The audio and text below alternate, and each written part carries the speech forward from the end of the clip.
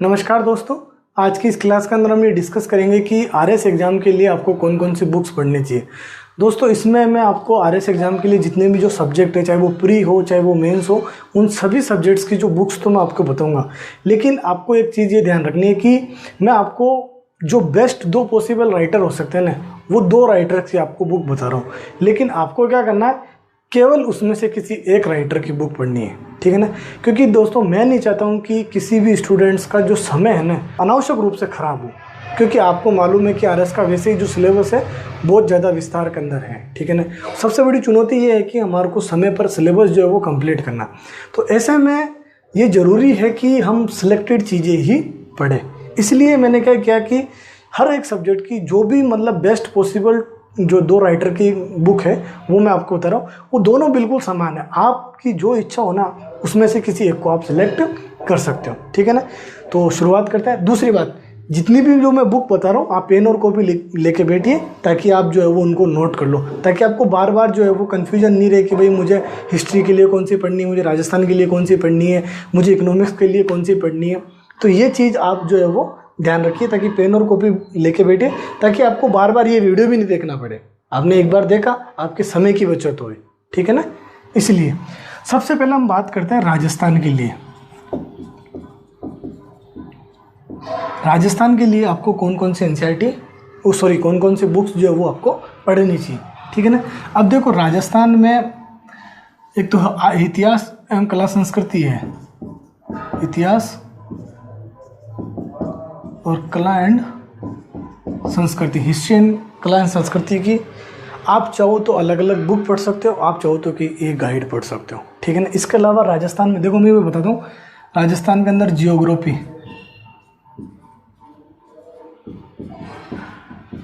राजस्थान की जियोग्राफी हो गई, राजस्थान की इकोनॉमिक्स हो गई, राजस्थान की पॉलिटी, यानी राजस्थान की अब राजस्थान के अंदर आप देखोगे तो 4 सब्जेक्ट आ रहे हैं। अब इन 4 सब्जेक्ट की अगर आप दो राइटर की बुक पढ़ोगे तो बाकी सब्जेक्ट के साथ क्या करोगे फिर।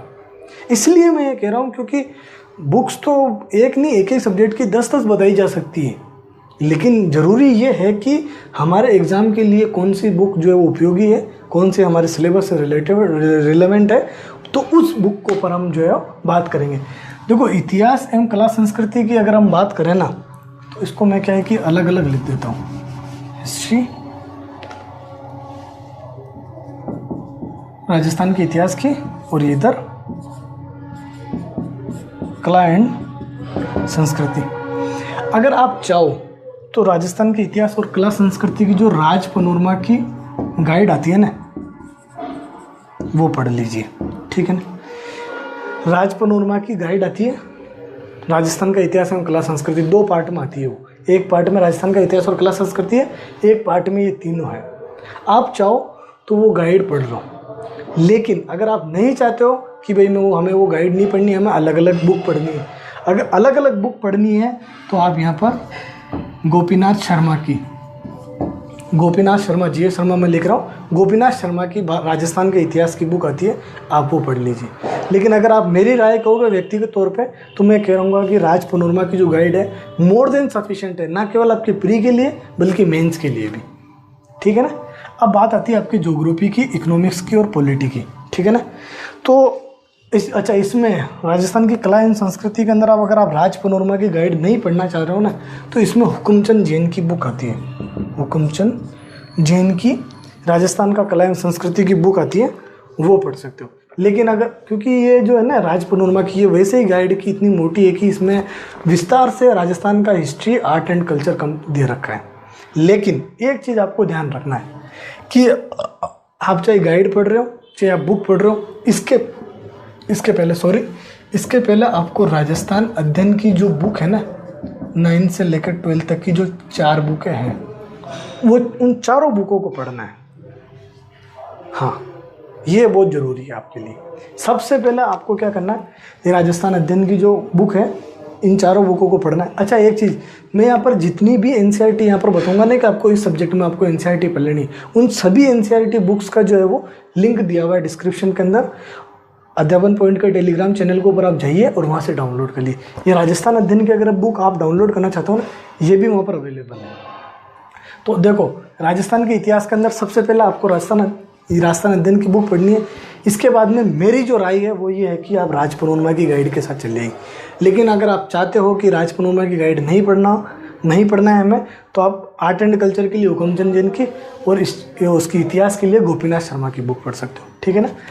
अब बात करें जो राजस्थान की ज्योग्राफी की, तो इसमें है हरिमोहन सक्सेना और भल्ला, दोनों में से किसी एक बुक को पढ़ लीजिए।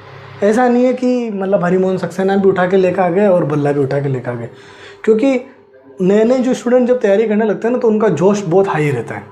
तब उनको पता नहीं होता है कि भाई ये जो बुक हम लेकर आ रहे हैं ना, इनको केवल पढ़ के हमारे को रखना नहीं है, या इससे जो हमारे को नॉलेज हम मिलेगी ना, उसको हमारे को एग्ज़ाम सेंटर पे भी लेके जाना है, और वो हमारे साथ रहना भी बहुत ज़रूरी है। इसलिए किसी एक बुक को पढ़िए और उसको बार बार पढ़िए। तो इसमें हरिमोहन सक्सेना या भल्ला, दोनों में से किसी एक की जो है वो आप पढ़ सकते हो, ठीक है ना। और अगर आप दोनों नहीं पढ़ना चाहते हो, गाइड पढ़ना चाहते हो, तो मैं फिर कहूँगा कि राज पनोरमा की जो गाइड है वो आप पढ़ सकते हो। राज पनोरमा की गाइड में ये तीनों जो है ना, राजस्थान की इकोनॉमी, राजस्थान की पॉलिटी और राजस्थान की ज्योग्राफी, ये तीनों कंप्लीट हो जाएंगे। इकोनॉमिक्स के अंदर जो है वो नाथूराम का की बुक है, वो आप पढ़िए, ठीक है ना। लेकिन इससे ज़रूरी जो काम आपको क्या करना है राजस्थान की इकोनॉमी में, वो ये करना है, एक तो बजट और एक economic survey plus current.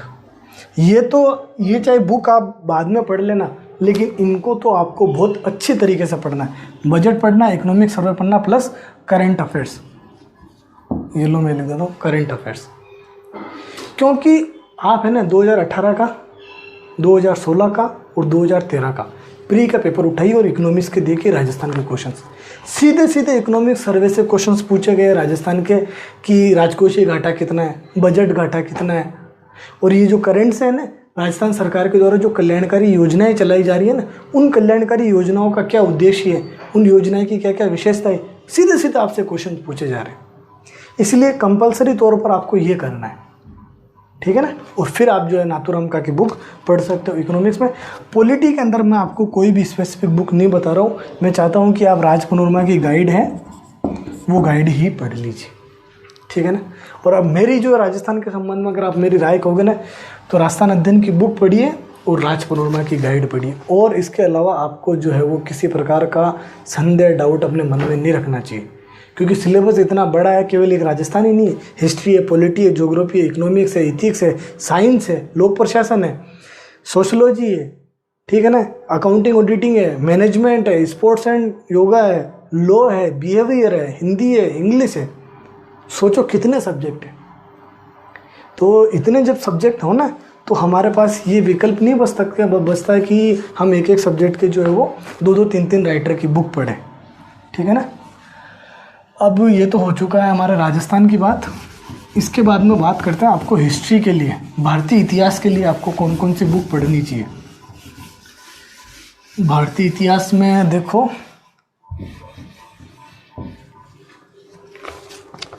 Indian history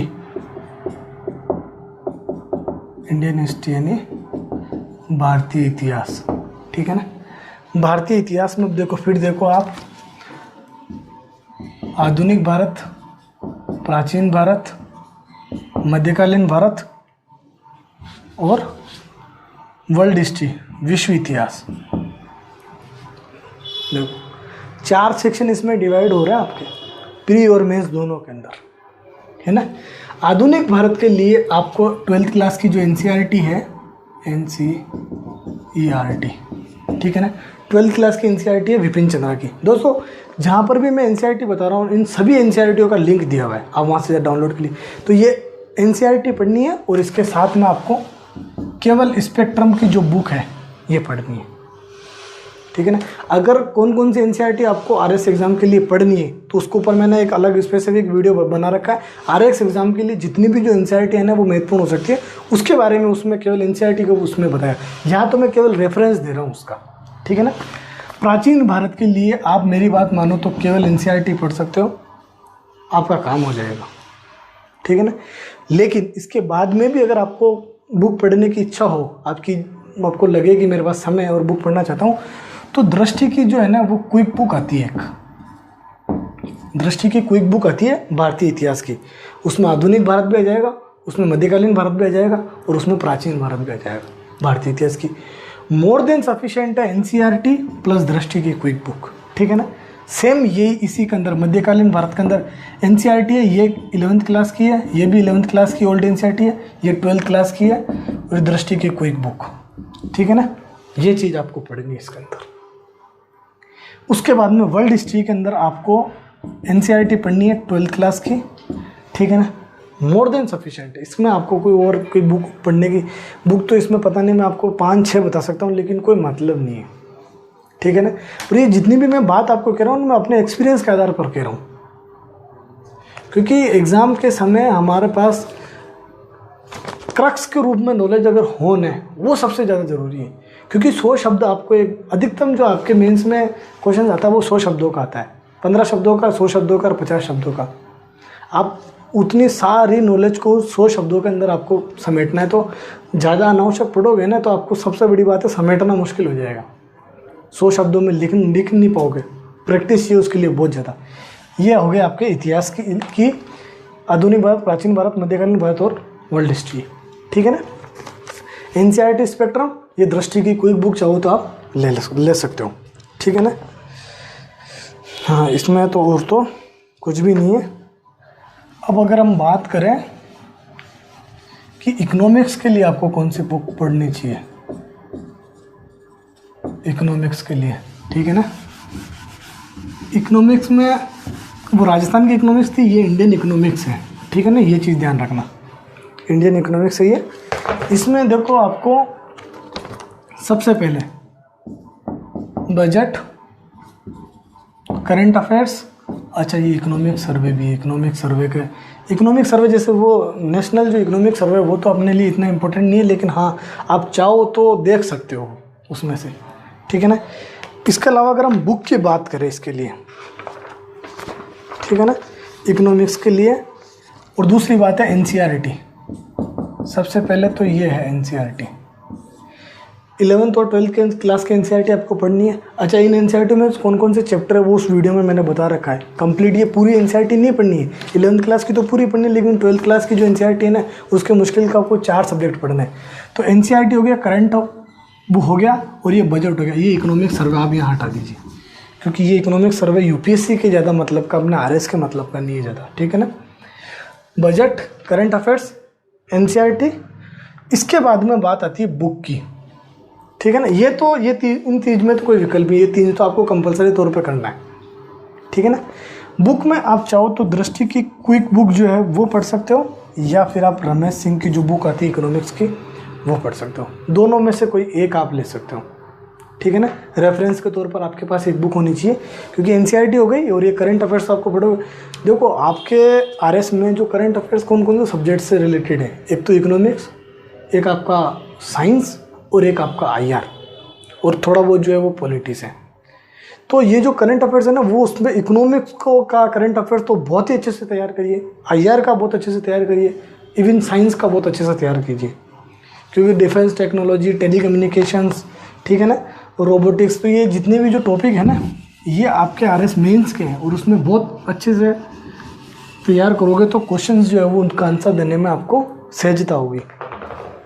इसके बाद में अगर हम बात करें तो बात करते हैं ज्योग्राफी की, कौन कौन सी बुक्स आपको पढ़नी चाहिए ज्योग्राफी की, यानी कि भूगोल।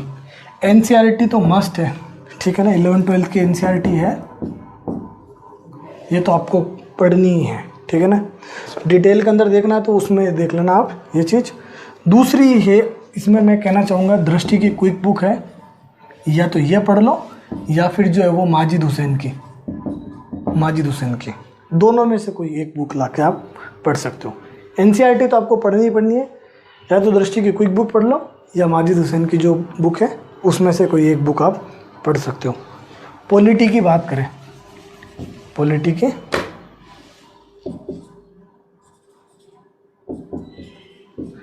राज व्यवस्था, ठीक है ना। इसमें सेम आपको 11th-12th की एनसीईआरटी तो आपको पढ़नी है, और इसमें आपको कुछ भी नहीं करना, केवल लक्ष्मीकांत पढ़नी है। एनसीईआरटी के साथ में आपको कुछ नहीं, केवल लक्ष्मीकांत की जो बुक है वो बुक आपको अच्छे से तैयार करनी है, ये चीज़ ध्यान रखना आप, ठीक है ना, पॉलिटी के अंदर। उसके बाद में बात करें एथिक्स, बहुत इंपॉर्टेंट सब्जेक्ट है आपके मेंस का, ठीक है ना। एथिक्स यानी नीति शास्त्र, ठीक है ना। इसमें आपको क्या क्या पढ़ना है, इसमें आपको देखो एक बुक है जी सुब्बा राव की और एक है लेक्सिकन की। तो इन दोनों में से कोई एक बुक आप पढ़ लीजिए, या तो आप जी सुब्बा राव पढ़ लीजिए या लेक्सिकन पढ़ लीजिए, दोनों ही अच्छी बुक है, दोनों में से किसी एक बुक को आप पढ़ लीजिए, ठीक है ना। इसके बाद में बात करें अपन साइंस की, कि आपको साइंस में आपको क्या पढ़ना है, ठीक है ना, विज्ञान, ठीक है ना, कि भाई साइंस में आपको क्या क्या पढ़ना है। साइंस में देखो आपको एनसीईआरटी तो पढ़नी ही है, ठीक है ना, और कौन कौन सी क्लास की, 9th प्लस 10th क्लास की, ये दोनों एनसीईआरटी तो आपका जो जनरल साइंस वाला पोर्शन है ना, सामान्य विज्ञान, वो पोर्शन कवर करेगी। उसके बाद में आपको इसमें करंट अफेयर्स अच्छे से पढ़ना है। करंट अफेयर्स तो आपको बहुत ही अच्छा, केवल ये नहीं लिखता हूँ, ये लीजिए, करंट अफेयर्स तो आपको बहुत ही अच्छे से पढ़ना है, क्योंकि अभी मैंने बताया था इकोनॉमिक्स हो गया, साइंस हो गया और आईआर हो गया, इसमें करंट अफेयर्स अच्छे से आपको तैयार करना होता है। दूसरा इसमें है बुक, या तो आप आलोक कुमार शर्मा की बुक आती है, आलोक कुमार स्वामी की आप बुक पढ़ लो, या आप अरिहंत की बुक है एक, अरिहंत की, ठीक है ना, दोनों में से कोई एक बुक आप पढ़ सकते हो। आपको एक तीसरा विकल्प भी दे सकता हूँ मैं, ये दृष्टि की जो क्विक बुक है ना, वो, तीनों में से कोई एक बुक आप सिलेक्ट कर लीजिए, कोई सी भी एक बुक सिलेक्ट कर लीजिए, वो आप पढ़ सकते हो, ठीक है ना। साइंस एंड टेक्नोलॉजी की दृष्टि की क्विक बुक है, बहुत अच्छी बुक है, उसमें से वो पढ़ लीजिए, या आलोक कुमार स्वामी की बुक है वो पढ़ लीजिए, ठीक है ना। पब्लिक एडमिनिस्ट्रेशन मेंस का जो पेपर 3 है, उसमें पूरा यूनिट है ये 2nd, ठीक है ना। लोक प्रशासन,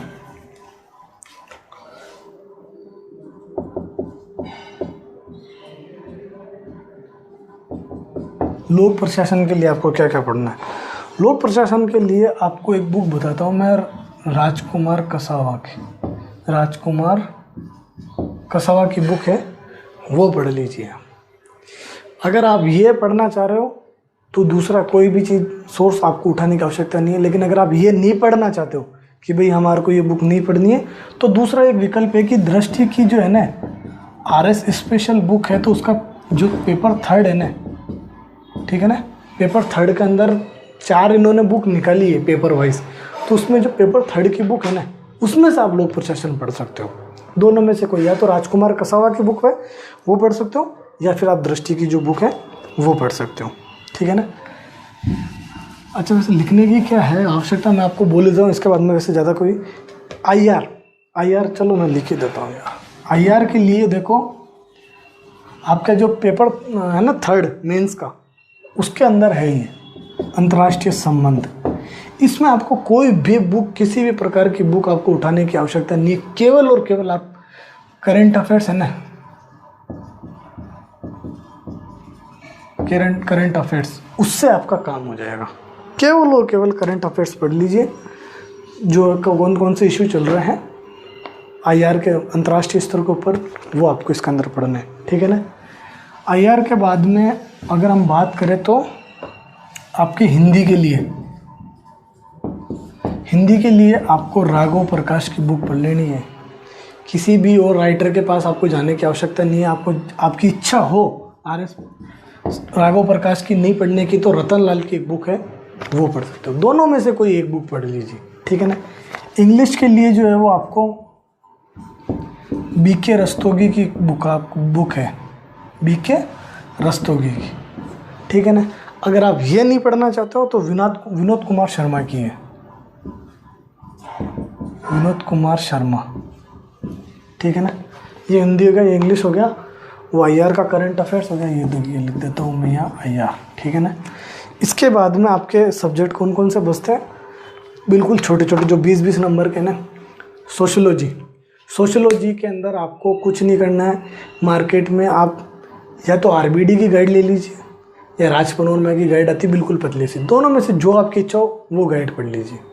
सेम यही मैनेजमेंट के लिए करना, आपको गाइड अवेलेबल है, वो गाइड आप पढ़ लीजिए, ठीक है ना। इसके अलावा अकाउंटिंग ऑडिटिंग है, उसके लिए भी आपको गाइड पढ़नी है, ठीक है ना।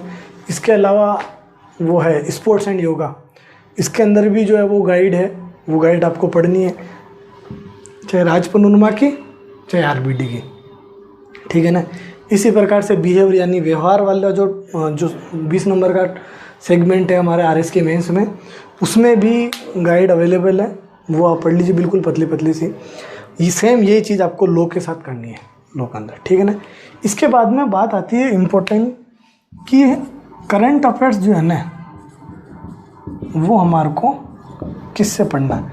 या तो आप दृष्टि की पढ़ लीजिए या आप क्रॉनिकल का आती है, दोनों में से कोई एक पढ़ लीजिए। और दूसरी बात, राजस्थान की करंट अफेयर्स भी जो है वो दृष्टि की मैगजीन आने लग गई है, स्पेशल राजस्थान स्पेशल आती है आजकल, तो उससे आप पढ़ लीजिए। राजस्थान के लिए दृष्टि की जो आती है ना स्पेशल, वो पढ़ लीजिए। उसके अलावा आपको राजस्थान में पढ़ने की आवश्यकता नहीं है। नेशनल और इंटरनेशनल जो दृष्टि की मैगजीन आती है, ठीक है ना, वो आप मोर देन सफिशेंट है, उसके अलावा आपको पढ़ने की आवश्यकता नहीं। अच्छा, एक चीज़ आप ध्यान रखना, सोशियोलॉजी हो गया, मैनेजमेंट हो गया और ये अकाउंटिंग ऑडिटिंग हो गया, इन सब्जेक्ट का मैंने एक मास्टर वीडियो बना रखा है, आप चाहो तो वहाँ से भी वो सब्जेक्ट पढ़ सकते हो। ये जो हमारा आरएस मेंस में 20-20 नंबर के टॉपिक है ना, जिसमें सोशियोलॉजी हो गया, जिसमें अकाउंटिंग ऑडिटिंग हो गया, जिसमें मैनेजमेंट हो गया, जिसमें स्पोर्ट्स एंड योगा हो गया, बिहेवियर होगा, लॉ हो गया, तो ये जो है ना, इन सब के आप चाहो तो गाइड पढ़ लो या फिर इसके ऊपर मैंने वीडियो बना रखा है, वहाँ जाके वो वीडियो देख सकते हो चैनल के ऊपर जाके। धन्यवाद दोस्तों।